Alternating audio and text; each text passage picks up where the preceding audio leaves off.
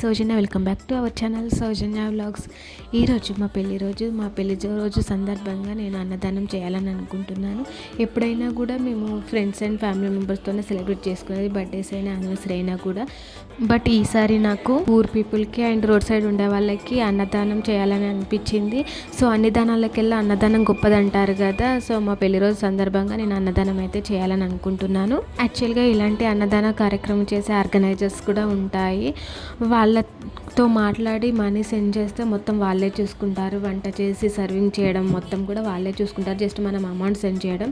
But నాకేమనిపించిందంటే అలా money ఇవ్వడం కంటే కూడా నా చేతుల మీదుగా ఫుడ్ ప్రిపేర్ చేసి సర్వ్ చేస్తేనే హ్యాపీనెస్ అని అనిపించింది.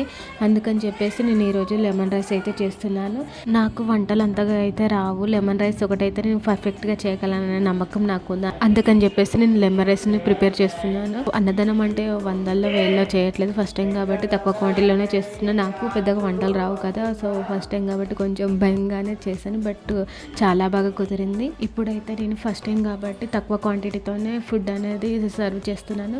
బట్ ఏంటంటే ముందు ఇంకా చాలా ఎక్కువ క్వాంటిటీతో చాలామంది పూర్ పీపుల్కి ఫుడ్ అనేది సర్వ్ చేయాలని దేవుణ్ణి కోరుకుంటున్నాను. దీనికి కూడా వీడియో చేయడం అవసరమా అని అనుకునే వాళ్ళు కూడా ఉంటారు. అలాంటి వాళ్ళ కోసం నా సమాధానం ఏంటంటే, ఇలాంటి వీడియోస్ చూసినప్పుడు ఏంటంటే మనకి ఇన్స్పిరేషన్ అనిపిస్తుంది. నేను కూడా జుబేదా అలీ గారిని చూసి ఇన్స్పైర్ అయ్యి ఇలా స్టార్ట్ చేశాను. ఫస్ట్ టైం ఆమెలా అంత పెద్దగా చేయకపోయినా కూడా నా సరౌండింగ్స్లో ఉన్న 50 మెంబర్స్ 100 మెంబర్స్ వరకు అయితే చేయగలుగుతాను కదా అనే నమ్మకంతో నేను చేస్తున్నాను.